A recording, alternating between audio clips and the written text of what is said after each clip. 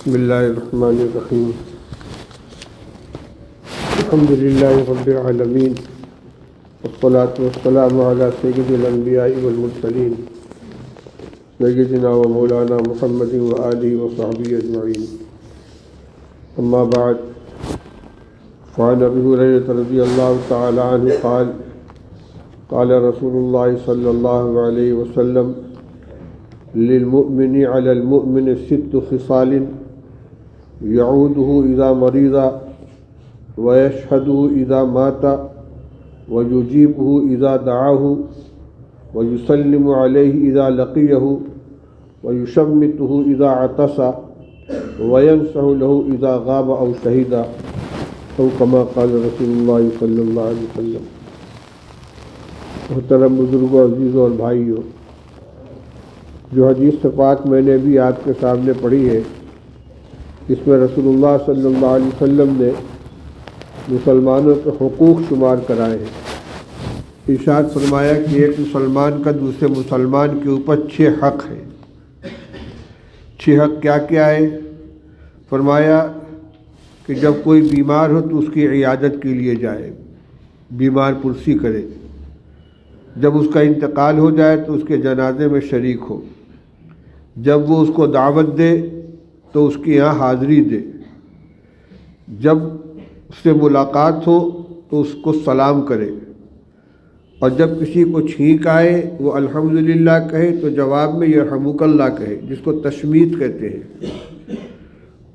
اور آخری نصیحت کے آخری حق یہ بیان فرمائے ینصح لہ اذا غاب او شہیدا، اس کی موجودگی اور غیر موجودگی میں اس کا خیر خواہ ہے، اس کا بھلا چاہے۔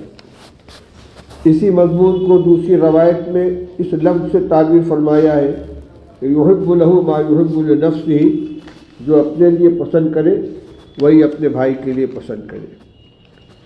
یہ 6 حقوق ہیں۔ سب سے پہلے فرمایا کہ اگر کوئی بیمار ہو تو اس کی عیادت کی جائے۔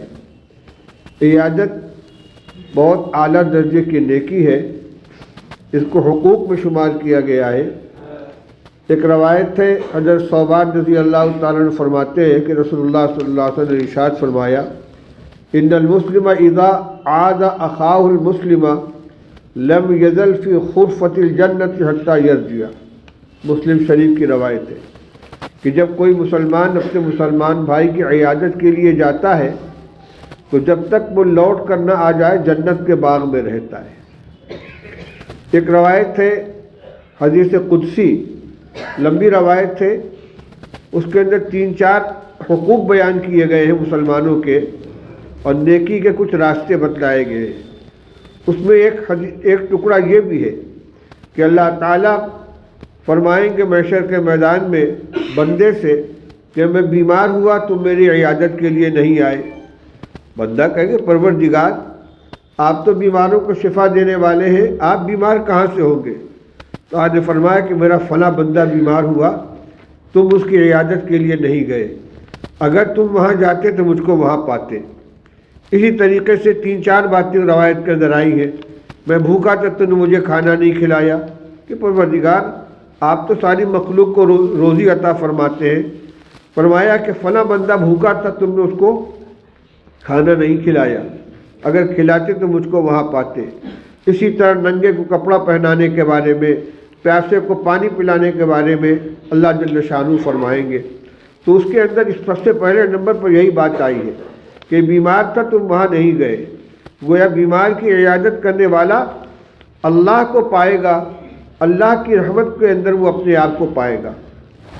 اور رسول اللہ صلی اللہ علیہ وسلم کی عادت شریفہ تھی، آپ بیماروں کی عیادت کے لیے تشریف لے جایا کرتے تھے۔ بچے کی عیادت کے لیے بھی گئے، بوڑھے کی عیادت کے لیے بھی گئے، یہودی بچے کی عیادت کے لیے بھی گئے، اور آپ نے عیادت کے مستقل آداب بیان فرمائے ہیں۔ عیادت کا مضمون ایک مستقل مضمون ہے، انشاءاللہ کسی وقت اس کی تفصیل بیان کروں گا۔ پہلے اس کو شمار کرا دوں یہ 6 حقوق کیا کیا ہیں۔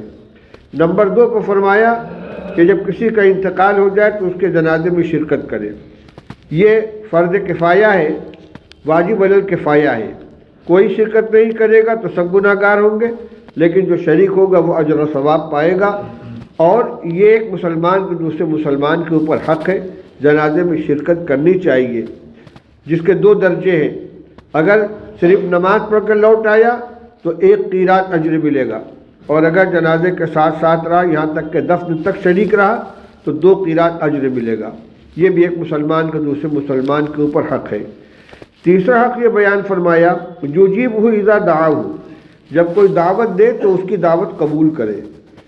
اس میں تھوڑی سی تفصیل ہے، یہ دیکھنا چاہیے کہ دعوت کے اندر کوئی شرعی مانع تو نہیں ہے، جس کے یہاں جانا ہے اس کی آمدنی مشتبہ تو نہیں ہے، اور جس تقریب کے اندر شرکت کرنی ہے اس میں کوئی محظور شرعی تو نہیں ہے، شریعت کے اعتبار سے کوئی غلط کام تو نہیں کیا جا رہا ہے۔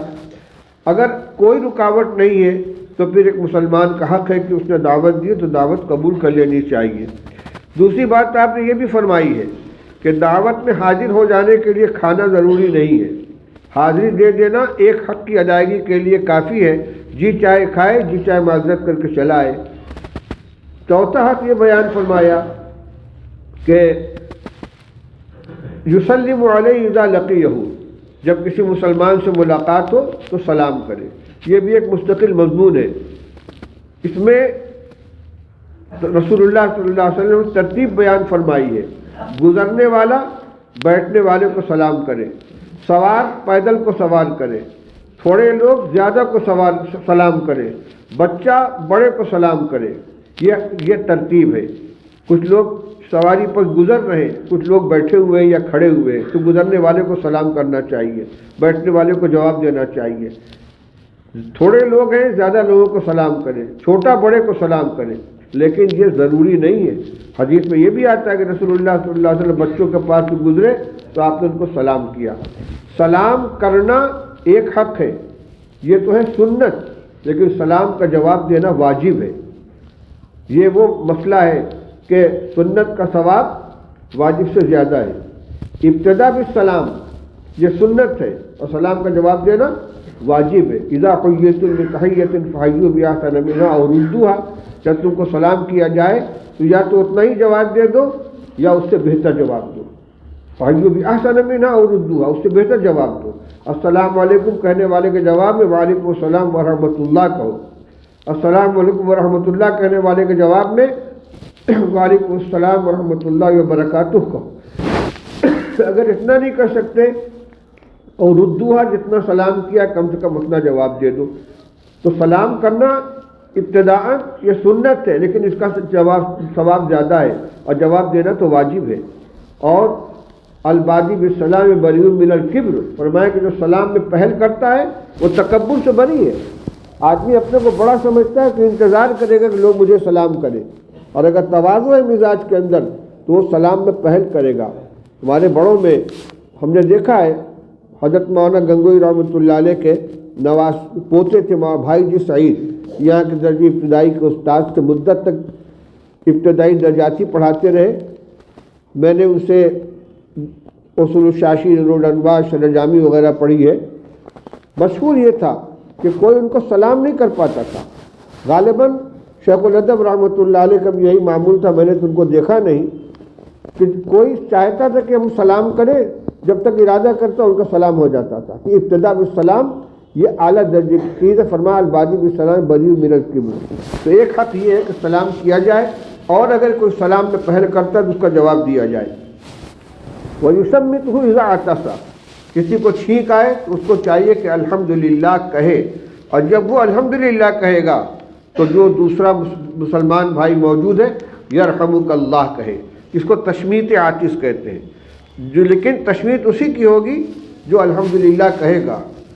روایت میں ہے کہ حضور صلی اللہ علیہ وسلم کے پاس ایک شخص کو چھینک آئی، اس نے الحمدللہ کہا، آپ نے فرمایا یرحمک اللہ۔ دوسرے صاحب کو چھینک آئی، وہ انتظار میں تھے کہ آپ مجھ کو بھی دعا دیں گے یرحمک اللہ، آپ نے یرحمک اللہ نہیں فرمایا۔ کہ یا رسول اللہ شمت هذا ولم تشمتنی، آپ نے اس کو تو تشمیت کی، میری نہیں کی۔ آپ نے فرمایا کہ اس نے الحمدللہ کہا تو اس لیے میں نے یرحمک اللہ کہا، تم نے الحمدللہ نہیں کہا تو میں نے یرحمک اللہ نہیں کہا۔ تو یہ تشمیت جو ہے یہ الحمدللہ کہنے پر ہے۔ اس کے بعد بہتر یہ ہے کہ سیکھنے والا جواب الجواب میں کہے یہدیکم اللہ ویصلح بالکم، کتنے آداب سکھلائے گئے ہیں شریعت کے اندر، ایک ایک چیز کی تفصیلات کتابوں کے اندر موجود ہے۔ تو یہ بھی حق ہے مسلمان کا کہ اگر اس کو چھینک آئے تو الحمدللہ کہے، تو اس کے جواب میں یرحمک اللہ کہا جائے۔ ایک مرتبہ ایک شخص کو چھینک آئی، آپ نے کہی، اس نے الحمدللہ کہا، آپ نے یرحمک اللہ کہا، پھر چھینک آئی، پھر تشمید کی، پھر چھینک آئی، پھر تشمید کی، پھر آگے پر مذکور اس کو تو زکام ہوا ہے، یہ تو چھینکتا ہی رہے گا برابر۔ تو 3 دفعہ تک تو آپ نے جواب دیا، اس کے بعد جواب نہیں دیا، تو ایک مرتبہ کم سے کم تاکید کے ساتھ، اور 3 مرتبہ تک بہتر ہے کہ اس کو تشمید کی جائے۔ آخری نصیحت یہ فرمائی، حق یہ بیان فرمایا، ینصح لہ اذا غاب، ایک مسلمان دوسرے مسلمان کا خیر خواہ ہے، اس کا بھلا چاہے، سامنے بھی اور اس کے پیٹھ پیچھے بھی اس کے بارے میں اچھا سوچے، جس میں اس کی بھلائی ہو۔ اگر وہ مشورہ طلب کرے تو مشورہ دے، ورنہ اپنے طور سے جو خیر خواہی ہو سکتی ہے اس کو اختیار کرے۔ اللہ تعالیٰ ہم سب کو عمل کرنے کی توفیق عطا فرمائے۔ وآخر دعوانا الحمدللہ رب العالمین۔